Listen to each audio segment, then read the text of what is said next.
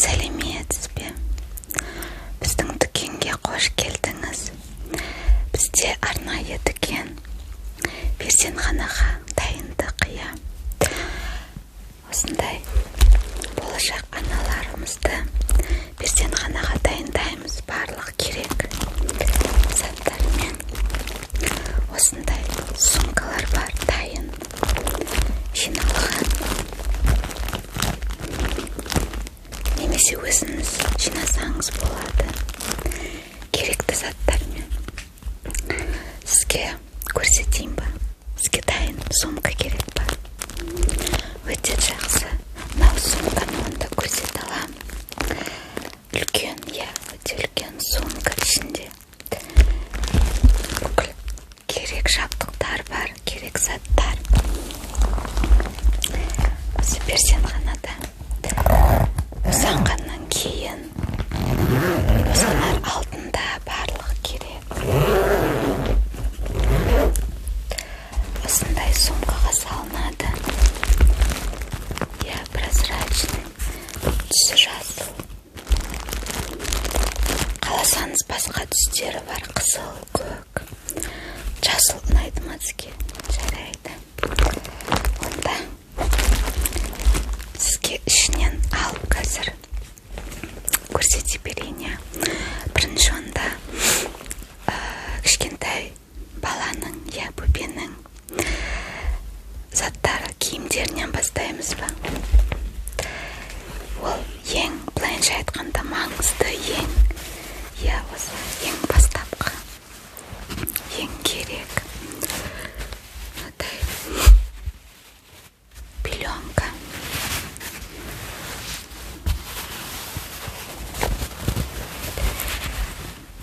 Баланың астына төсеп жатқызуға.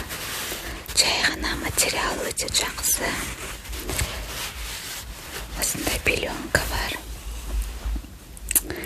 Кейін киімдерін көрсетейін сізге. Мына жерде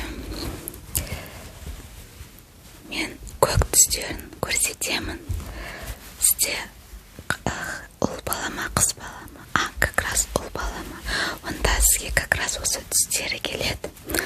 Бізде былайынша басқа түстер де бар, қызыл, розовый. Егер сіз қыз бала күтетін болсаңыз, мынадай кішкене носки, қалың, өте жұмсақ носки, және де шапочкалар, басқа киетін қалпақ. Осылайынан және мынаны былайынан байлап қоясыз. Жай ғана мынадай көк түс бар. Және де мынадай ақ түс. Суреттерімен мынандай кірпінің, ежик дейді ғой, кірпі. Өте сүйкімді меніңше. Осындай қалпақ. Жалпы 2 шапочка қалпақ жетеді. Бұны да байлап қоясыз. Кейін киімдеріне көшейін. Мына жерде бірінші распашонкалар. Распашонка көрсетейін. Мынадай ұзын жеңді, былайынан жеңі қайырлады. Кішкентай бала өз-өзін тырнап алмас үшін, міндетті түрде осындай. Өте әдемі. Ана жерінде суреті бар. Былайынан жабылады кнопочкамен. Жерінде кнопка. Осындай көк түсті. Осындай бар. Кейін тағы мынадай боди. Бұл боди, асты былайынан. Астында кнопка. Бұны әдемі мына жерінде суреті бар. Мысықтың суреті. Бұның да жеңі былайынан қайырлады.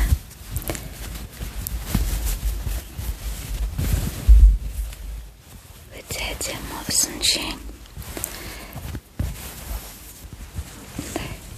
Бұл да как распашонка ботик сияқты. Два в одном. Осылайынан. Кейін тағы мынадай барлығы ұзын жең болмас үшін, я мынау қысқа жең. Бұл да распашонка ботик асты былайынан кнопкамен. Былайынан тағылады. Әдемі қоянның суреттері бұнда.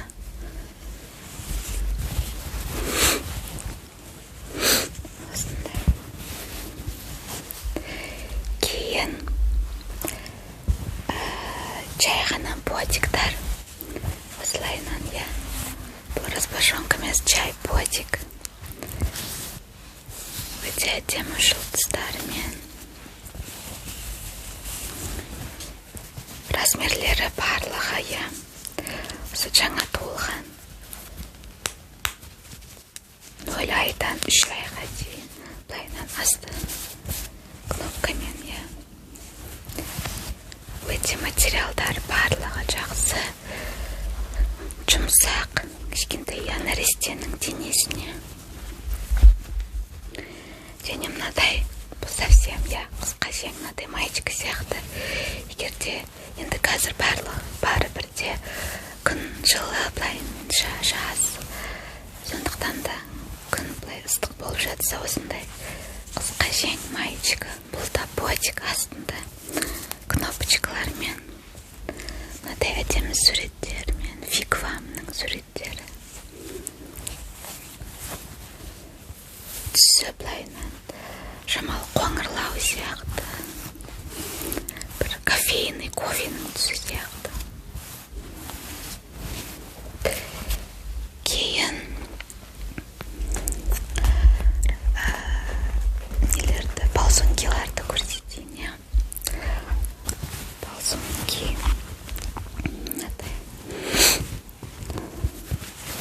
Мынадай балсонки бар. Бұлар да көк түсті. Әртүрлі балықтың суреттерімен. Кейін мынадай жасыл түсті, ашық жасыл түсті. Бұл да балықтардың суретімен.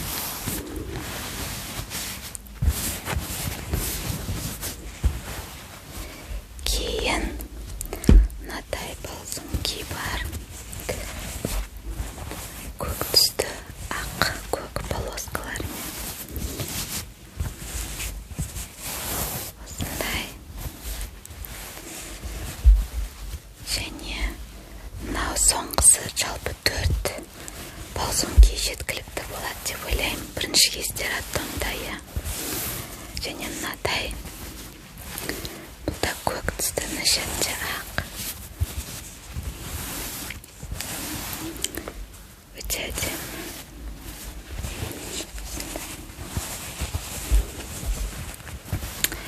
Онда киімдер болды. Барлық, я, киімдерді көрсеттім. Енді керек заттарды көрсетейін. Әртүрлі подгузник сондай. Бірінші баланың подгузнигі. Мынадай бар. Йокосан фирмасы, я, бұл жапондық. Жалпы жапондық подгузниктар өте жақсы.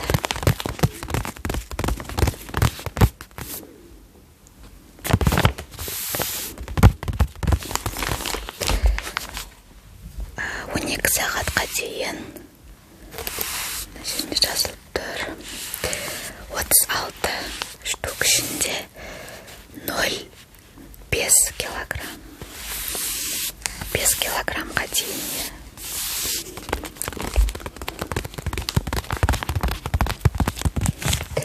Мына жерге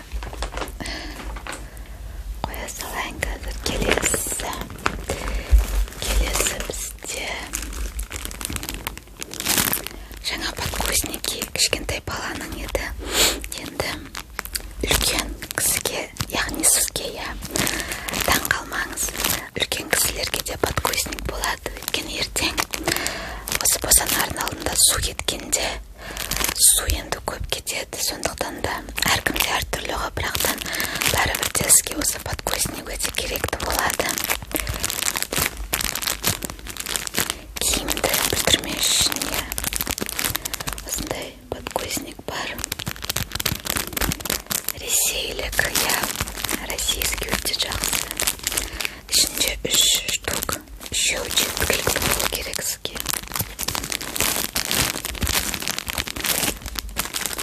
Мүмкін даже 3-еуін емес, мүмкін сізге 1-еуі немесе 2-еуі тек қолданасыз.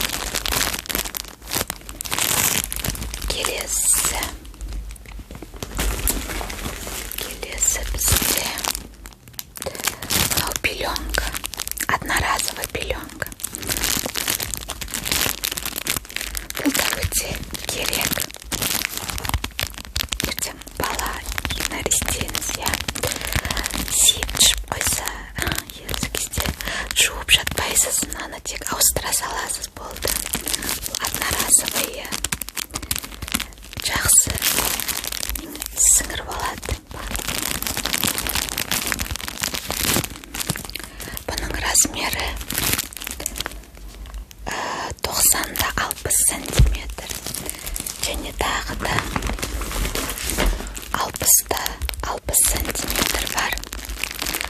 Сізге жалпы көбірек болған жақсы меніңше. Осындай пеленкаларда ертең роддомда өте ыңғайлы. О жақта енді материал пеленканы сіз жуып жатуға ыңғайсыз ғой, енді о жақта ондай условия да жоқ дегендей. Сондықтан мынау пеленкалар өте жақсы болады. Бүлініп қалса тек тастайсыз да жаңасын аласыз.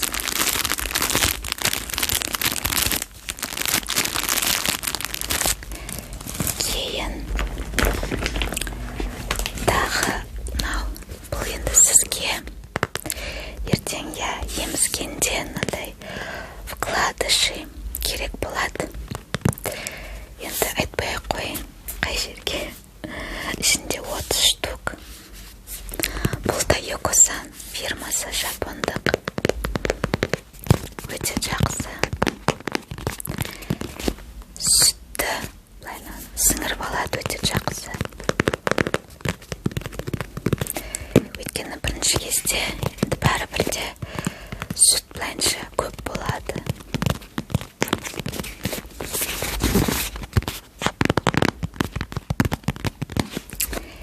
Кейін тағы да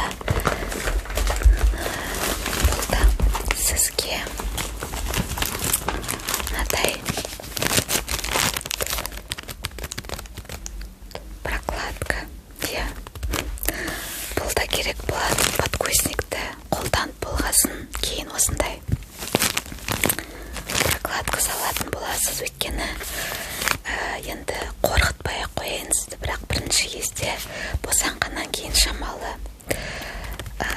қан кетеді дегенде, енді бәрібір де босанған оңай емес, былайынша өзіңіз білетін шығарсыз. Сондықтан да керек болады осындай міндетті түрде. Енді қан емес, мүмкін басқа бір нелер, жидкость былайынша айтқанда шығады. Осындай міндетті түрде керек болады. Және мына жерде салфетка влажный. Бұл да өте маңызды, әрине. Ертең баланың көтен сүртуге де, өйткені тағы да айтамын, енді біздің перзентханаларда ондай условия, жаңағы ваннаға барып, жуып жататындай бәрібір де ыңғайсыз. Сондықтан да осы салфеткамен влажный түрде саласыз. Барлық несін бүкіл денесіне бола береді, өте сондай жұмсақ. Ішінде 120 штук. Бұл да Йокосан фирмасы, барлығы байқаған шығарсыз, көбісі осы бір фирмадан.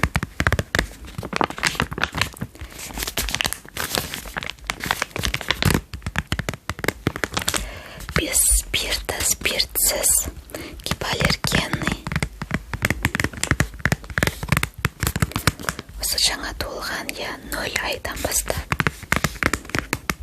Ертең кейін өзіңізде роддомда қолдансаңыз болады. Ішінде өте көп.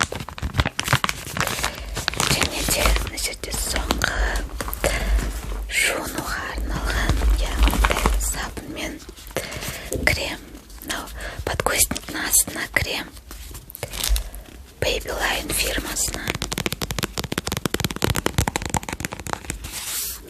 өте жақсы масло ши бар ішінде құрамында. Детский крем от опрелости подкусник.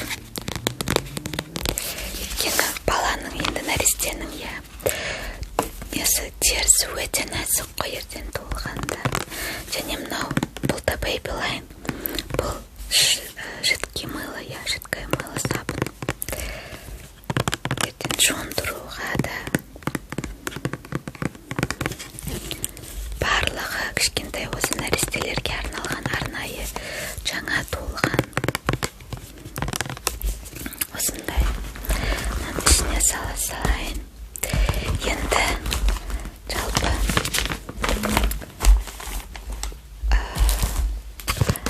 роддомға керекті заттарды көрсеттім. Сізге енді выпискаға киім керек па? Ертең роддомнан Құдай қаласа барлығы жақсы болып шыққаннан кейін выпискаға обычно әдемі киімдер сондай арнайы заказ береді алады. Көрсетемін сізге. Мынаны қоя салайын. Кедергі жасамай үшін. Және де мынау киімдеріңізді қазір салып беремін барлығын. Барлығы таза, өтектелген.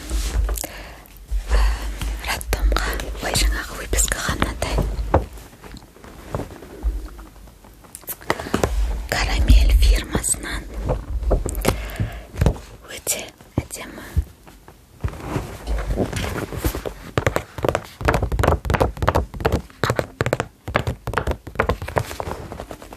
Мен көрсетем барлығын сізге. Уайымдамаңыз, ішін ашып, ішінде не бар екенін көрсетемін. Ішінде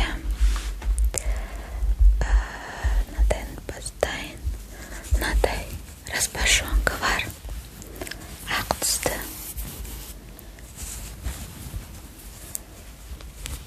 Өте әдемі. Материалы жұмсақ. Распашонка. Кейін ползунки бар, мынадай көк түсті.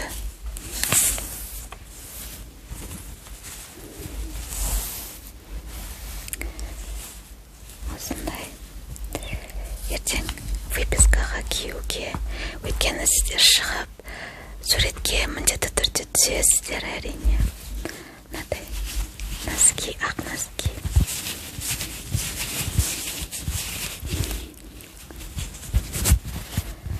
Носки, мынау қолға киетін.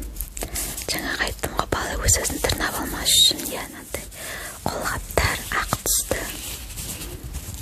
Өте әдемі. Мына жерінде кішкене резинкасымен.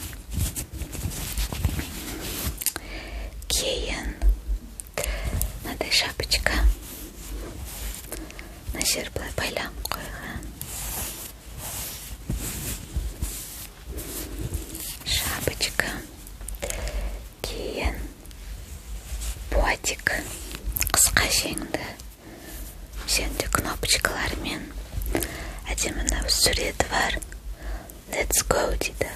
Радуганың суреті, күннің. Осындай.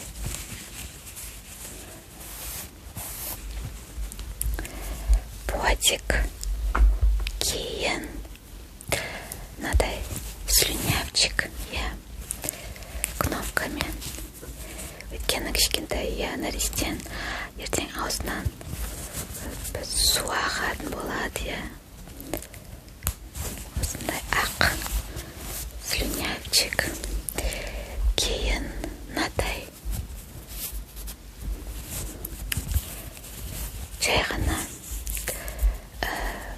платочек, орамал былайынша айтқанда жай сүртуге өте жұмсақ. Осындай. Кейін тағы да мынадай пошонка кнопкасымен мына жерінде. Және алдында, иә, бұл да Let's Go. Мынандай ұшақтың, самолеттің суреті. Ақ түсті ұзын жең. Осындай распашонка. Және де киімдері бітті. Соңғы мынадай плед. Бұның да мына жерінде мынадай ұшақтың радуга Let's Go деген жазу. Плед өте жұмсақ. Размері осындай. Ішкі жағы мынадай.